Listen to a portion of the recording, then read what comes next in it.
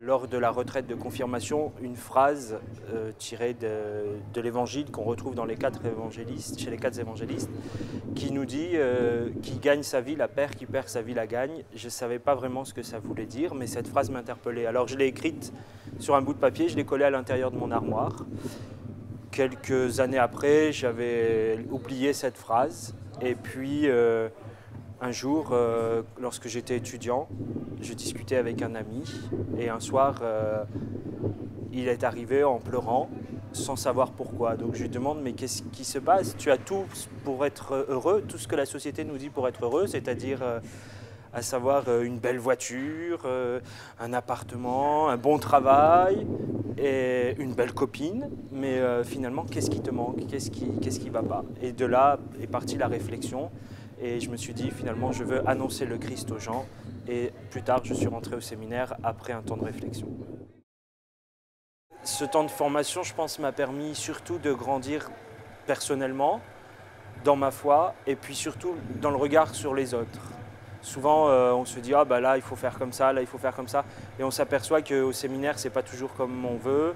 On est en communauté, ça se passe pas toujours comme on le pensait ou comme on le souhaitait. Et puis finalement, on apprend à s'ouvrir nous-mêmes, à s'ouvrir aux autres et à se connaître encore mieux soi-même à travers les autres et avec les autres. La courte expérience que j'en ai aujourd'hui, puisque ça fait que 2 mois que je suis ordonné, mais c'est quelque chose de magnifique dans le sens où on donne vraiment le pardon de Dieu. Et en même temps, quand on confesse quelqu'un, je pense que soi-même, on se dit, on est soi-même pécheur. Et donc, on a vraiment ce regard, je pense, vraiment de miséricorde du Christ quand il dit dans les évangiles et il posa le regard sur eux, il les aima. Et je pense qu'on doit essayer d'avoir le même regard. Et donc, quand on est un jeune prêtre, parfois ça peut être un petit peu difficile. Et toujours avant et après de confesser, prendre le temps de prier pour les personnes qu'on a confessées ou qu'on va confesser pour pouvoir garder ce regard du Christ, de poser les yeux sur eux et de les aimer. À mon avis, la prédication est quelque chose de très important parce qu'aujourd'hui, on s'aperçoit que les gens ont beaucoup moins de culture chrétienne, aussi bien toutes les personnes qui sont autour de l'Église, comme parfois même les personnes qui sont à l'intérieur de l'Église, les paroissiens habituels, les fidèles habituels. Et je pense que la prédication doit aller au plus concret de la vie des gens. Et j'essaye, alors c'est un petit truc que j'essaye de mettre en place, j'essaye de ne pas être trop long et puis surtout de mettre toujours une petite histoire concrète pour éclairer l'Évangile par rapport à notre vie et notre vie sur l'Évangile.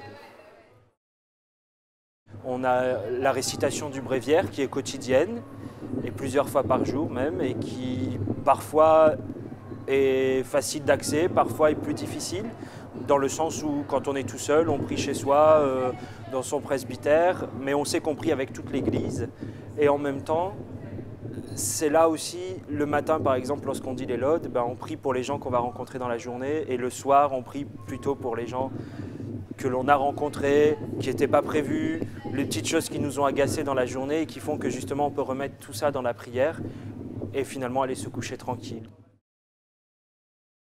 Hier par exemple, je suis allé au supermarché pour faire mes courses comme tout le monde et j'ai rencontré une petite fille à la caisse qui s'est tournée vers sa maman et qui a dit « Ah regarde maman, c'est le monsieur qui a fait partir tante Rita au ciel ». Et en fait, cette petite fille, c'était vraiment le petit clin d'œil qui fait que ce sont des petites joies comme ça de tous les jours. Ou alors des mariés qui viennent nous revoir après, à manger ensemble, à discuter sur les différents points de leur mariage et de leur vie maintenant en couple. Et ça, c'est quelque chose de... C'est des petites joies, je pense, qui font le quotidien de notre vie.